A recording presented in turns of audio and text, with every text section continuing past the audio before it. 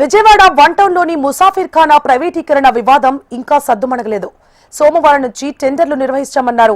Private వ్యక్తులకు అప్పచెపితే పేద ముస్లిం వర్గాలకు ముసాఫిర్ ఖానా దూరమవుతుందని, టెండర్ల ద్వారా వచ్చే ఆదాయం పేదలకి ఇస్తామని చెబుతోన్న కమిటీలకి ఇస్తే బాగుంటుందని మైనార్టీ నాయకులతో మా ప్రతినిధి Shyam Kumar face to face.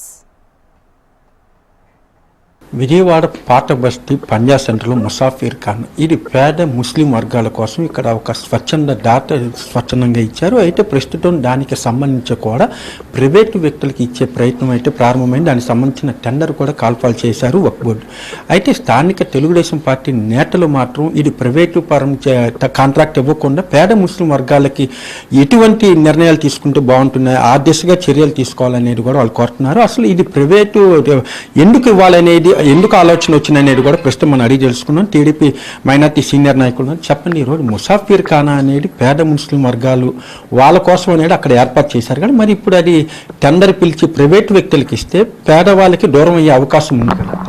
దీంట్లో ఒకటండి, చాలామంది రాష్ట్ర వక్ఫ్ బోర్డు చైర్మన్ అబ్దుల్ అజీజ్ గారు ఏదైతే చొరవ తీసుకుని టెండర్ వేశారో ఆ టెండర్ ఏంటనేది రూల్స్ రెగ్యులేషన్ చాలా మంది అసలు చదవలేదు, చదవకుండా మాట్లాడు. తర్వాత ఆయన టెండర్ ఎందుకు వేయాల్సి వచ్చిందంటే తెలుగుదేశం ప్రభుత్వంలో ఈ కట్టడం జరిగింది. పాత కట్టడాన్ని కూల్చివేసి 15 కోట్ల రూపాయలతో ఇక్కడ పశ్చిమ నియోజకవర్గ ఎమ్మెల్యే జలీల్ ఖాన్ గారు ఉన్నప్పుడు ముఖ్యమంత్రి గారు నిధులు రిలీజ్ చేస్తే చంద్రబాబు నాయుడు గారు 15 కోట్ల రూపాయలతో ఆ బిల్డింగ్ నిర్మించాడు.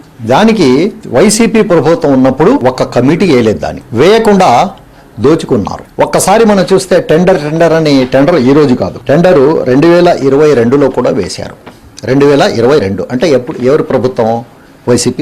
ఎమ్మెల్యే ఎవరు ఇక్కడ? ఎమ్మెల్యే మంత్రి వెల్లంపల్లి శ్రీను గారు. అప్పుడు వేసిన టెండరు మీరు చూసుకోండి, name of the successful tender అని ఇచ్చారు. ఈ టెండర్ ఎక్కడ జరిగింది? ఈ టెండర్ ఎక్కడ జరిగిందంటే వెల్లంపల్లి శ్రీను గారి ఇంట్లో కూర్చొని ఎమ్మెల్సీ ఈయన మంత్రి గారు పంచుకున్నారు టెండర్. ఇది దాని మీద ఏ వైసీపీ విధవ కూడా మాట్లాడలేదు, వైసీపీలో ఉన్న ఏ ముస్లిం మాట్లాడలేదు. ఎందుకంటే వాళ్ళకు కూడా ఏమన్నా